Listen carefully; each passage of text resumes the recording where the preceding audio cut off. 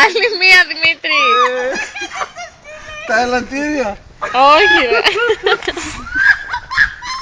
Μούτρα, κάνε μούτρα.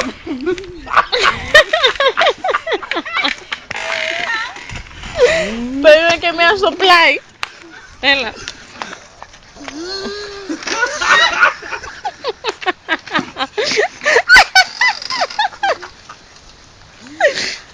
Ο Δημήτρης. Στράβωσε. Γκάγκρανα. Συμπόρεση είπαμε. Εγκεφαλικό. Γράφει και πας στο χώμα. Άμα δεν σκόνει.